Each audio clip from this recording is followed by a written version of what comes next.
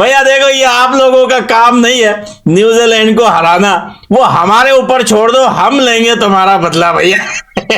आप professional players हैं यार, माशाल्लाह लाखों करोड़ों में आप कमा रहे हैं, महाना 50 लाख रुपए आपकी तनख्वाह है, डेली अलाउंसेस आपके हजारों डॉलर्स में है, उसके बाद एक मैच खेलने का आप लोग वनडे मैच का 6, 7, 8 लाख रुपए लेते हैं, उसके बाद बल्ले का जो स्टिकर आपने लगाया होता है एक मैच का 2.5-3 लाख रुपए आप लेते हैं, उसके बाद सेंचुरी परफॉर्मेंस करते हैं उसके अलहदा बोनसेस, पेप्सी जो लोगो आपने लगाए होते हैं इधर उधर उनके अलहदा पर ईयर आपको पैसे, क्योंकि उनको पता था कि आज न्यूजीलैंड ने गजब की धुलाई करनी है। न्यूजीलैंड को हराना पाकिस्तान के बस की बात नहीं। जो रिजवान ने कहा था वो बात सच है, या तो विन है या तो लर्न है। मतलब लर्न है वो सीखने वाला।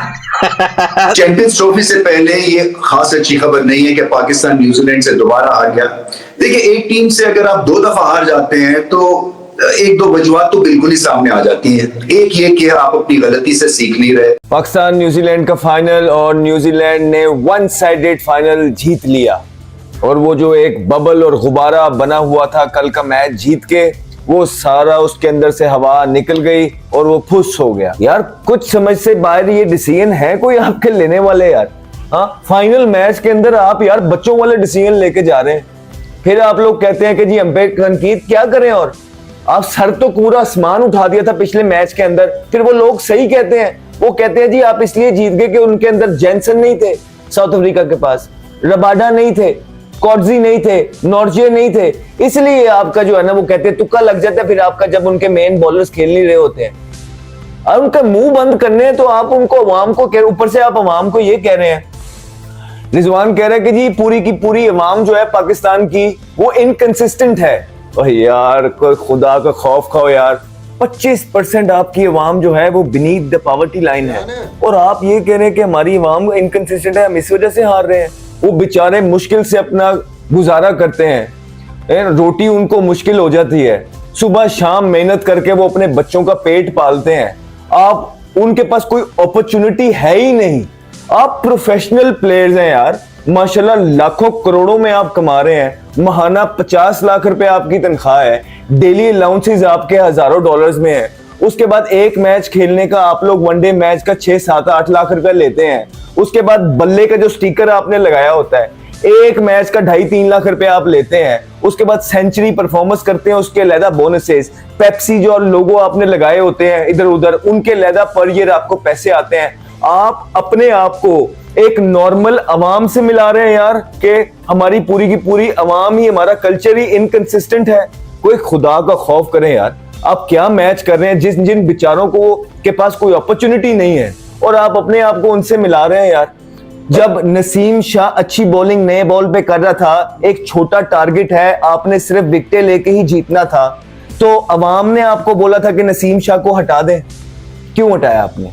उसके बाद अवाम ने आपको बोला है जो है ना कि बाबर आजम को बोला हुआ है कि आप परफॉर्मेंस न करें, अवाम ने बल्ला पकड़ के रखा हुआ है उनका, अभी तक क्या है मुझे बताएं। आप लोगों को कह के जाते हैं हम फाइट करेंगे, 1 साइडेड आप मैचेस हारते हैं, 1 साइडेड। ये आपको अवाम ने बोला ये सारी चीजें करने का, मुझे बताएं। आप अवाम को कह रहे हैं आपने सारी चीजें अवाम पे डाल दी हैं। अब यार कोई खुदा का खौफ खाइए यार। अवाम आपको कह रही है कि सीधे सीधे कैच जो आपको आ जाए, आपने सीधे सीधे कैच छोड़े हैं, ये आपको अवाम ने कहा है कि ऐसा करें। अवाम आपको कह रही है कि आउट ना करें। कमाल हो गई यार, अवाम आपको ये सारी, आप और कुछ नहीं कर रहे, आपने पूरी की पूरी अवाम को ही जो है ना रगड़ के रख दिए साथ। अवाम ने आपको कहा कि उनकी लंबी लंबी पार्टनरशिप लगवाएं और आउट ना करें। एंड में आपने जो अपने मेन बॉलर्स के ओवर बचा के रखे हुए थे जब मैच बिल्कुल फारिग हो गया हुआ था, ये आपको अवाम ने कहा था। अवाम ने आपको कहा था कि मिचेल सेंटनर ने 10 ओवरों में 20 स्कोर दिए हैं, 20 स्कोर। क्या था पिच में यार, क्या था भाई, हमें तो कुछ भी नहीं नजर आ रहा था। वो अवाम ने आपको कहा था। बताइए, ब्रेसवेल ने पहले 6 ओवर किए और उसको 13 स्कोर हुआ, 15 स्कोर उस पहले 6 ओवरों के अंदर, ये आपको अवाम ने कहा है। आप सब चीजें अवाम पे डालने लगे हैं, आप अपनी गलतियां अवाम पे डाल रहे हैं, ये आपका हाल है। और यार ओन करें आके चीजों को, बताएं ये सारी चीजें अवाम को। कर रहे हैं आप इतनी इतनी ज्यादा गलतियां हर मैच के अंदर। दूसरी टीम जब हमने कहा है कि या तो बिलो खेल जाएगी, बहुत गंदा खेल जाएगी, या उनके प्लेयर्स नहीं खेल रहे होंगे, तभी आपका चांस बनता है। आप अवाम पे सारी चीजें डाल के जा रहे हैं यार। तो भाई फाइनली पाकिस्तान आ गया है अपने ओरिजिनल औकात पर और ट्राई सीरीज का फाइनल हार गया। भैया देखो, ये आप लोगों का काम नहीं है न्यूजीलैंड को हराना, वो हमारे ऊपर छोड़ दो, हम लेंगे तुम्हारा बदला भैया। तुम कर ही नहीं सकते हो भाई, तुमसे होगा ही नहीं।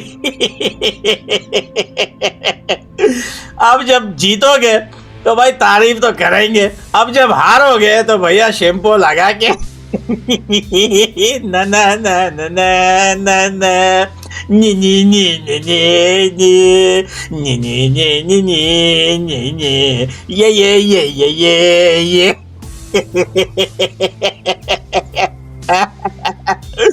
और आज आप यकीन करें कि ये फाइनल ट्राई सीरीज का फाइनल देखने के लिए क्राउड भी नहीं आई थी भैया। ग्राउंड जो है वो पूरा काली काली पड़ा हुआ था, क्योंकि उनको पता था कि आज न्यूजीलैंड ने गजब की धुलाई करनी है पाकिस्तान की। चैंपियंस ट्रॉफी से पहले ये खास अच्छी खबर नहीं है कि पाकिस्तान न्यूजीलैंड से दोबारा हार गया। देखिए, एक टीम से अगर आप 2 दफा हार जाते हैं तो 1-2 वजूहात तो बिल्कुल ही सामने आ जाती हैं। एक ये कि आप अपनी गलती से सीख नहीं रहे, और दूसरा ये कि दूसरी टीम स्किल फैक्टर के पॉइंट ऑफ व्यू से और तीनों शोबों में आपसे बेहतर है। सो पाकिस्तान को 20 से 30% अपनी क्रिकेट को ऊपर लेके जाना है अगर चैंपियंस ट्रॉफी में कुछ नाम कमाना है।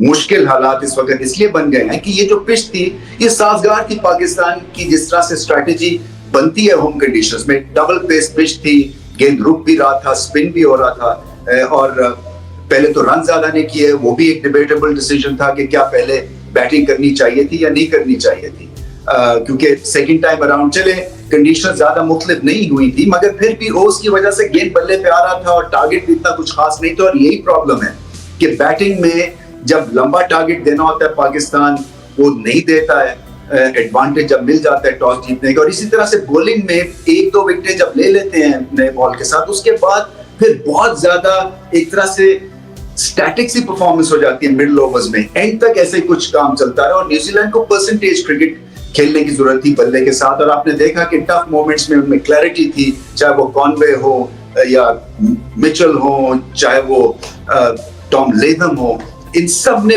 बहुत ही आराम से, विलियमसन, इन्होंने जो है पार्टनरशिप्स करने की कोशिश की। उनको पता था कि 50 ओवर खेल गए तो मैच जीत जाएगा, क्योंकि टैक्सिंग रन रेट नहीं था, पाकिस्तान को विकेटें लेनी थी।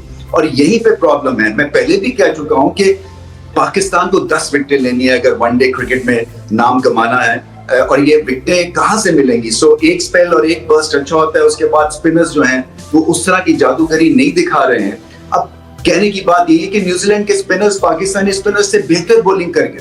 उनके पेसर्स, रुक नया नाम है, नया चेहरा है, 4 विकेटें ले गए। और पाकिस्तान ने जब रियलाइज किया कि बाउंसर से वेरिएशंस पे आप ज्यादा इंपैक्टफुल गेंदबाजी कर सकते हैं, वो बहुत लेट हो गया था। क्योंकि जब बाउंसर किए नसीम शाह ने, वो भी एंड ऑफ द स्पेल किया। इसी तरह से शाहीन अफरीदी ने भी जब बाउंसर आजमाया तो वो भी सेकेंड स्पेल में आके किया। सो उस वक्त तक कहानी ऑलमोस्ट खत्म हो गई थी पाकिस्तान के हिसाब से। भैया इनकी टीम तुक्के पे चलती है, जिधर तुक्का लगा वहीं पे पाकिस्तान की टीम जीत गई, जिधर तुक्का मिस हो गया वहीं पे लन हो गया भाई।